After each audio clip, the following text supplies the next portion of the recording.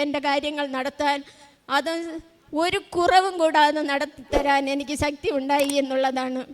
അതോടൊപ്പം ഇവിടെ ഞാൻ ആദ്യമായി വരുന്ന സമയത്ത് എനിക്ക് നേരെ നടക്കാൻ കൂടെ വയ്യായിരുന്നു.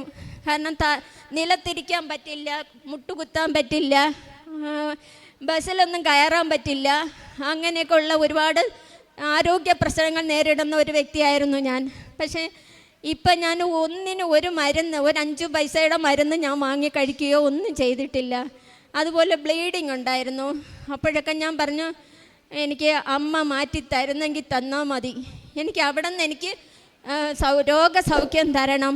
ഞാൻ പ്രേക്ഷിത പ്രവർത്തനം ചെയ്യുമ്പോൾ ആരെങ്കിലും എന്നോട് ചോദിക്കും, നിനക്കെന്ത് കിട്ടി, നീ പ്രേക്ഷിത പ്രവർത്തനം ചെയ്യുന്നു, നിനക്കെന്തെങ്കിലും അനുഭവം ഉണ്ടായോ എന്ന് ചോദിച്ചാൽ എനിക്ക് പറയാനായിട്ടാണ്. എനിക്കൊരു രോഗസൗഖ്യം തരണേ എന്ന് ഞാൻ പ്രാർത്ഥിച്ചു. ഒരിക്കലും പിന്നെ ബ്ലീഡിങ് ഉണ്ടായിട്ടില്ല. എൻ്റെ അനിയത്തിക്ക് ക്യാൻസറാണ്, അത് വെച്ച് എല്ലാത്തിനും ചാൻസ് ഉള്ളതാണ്.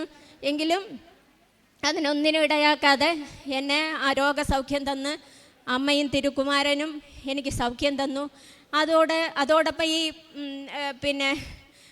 കാശുരൂപത്തിൻ്റെ ശക്തി, കാശുരൂപം ഞാൻ ധരിച്ചിരുന്നത് കൊണ്ട് തന്നെ 2 ആക്സിഡൻറ്റുകളിൽ നിന്നാണ് ഞാൻ രക്ഷപ്പെട്ടത്. ആ 2 ആക്സിഡൻറ്റിലും വളരെ അത്ഭുതകരമായ കാര്യങ്ങൾ നടക്കുകയാണ് ഉണ്ടായത്.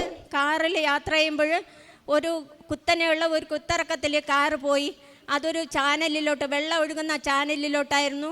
പക്ഷേ അത് കുത്തി വീഴാതെ കുറേ പോയി കഴിഞ്ഞപ്പോഴത്തേക്ക് ഒരു കല്ല് അതിനെ ചെറുത്ത് നിർത്തുകയും പിന്നീട് ക്രെയിൻ കൊണ്ടുവന്ന് ഈ ബെൽറ്റ് ഇട്ട് കാറിനെ പൊക്കിയെടുത്ത് റോഡിലേക്ക് വയ്ക്കുകയാണ് ചെയ്തത്.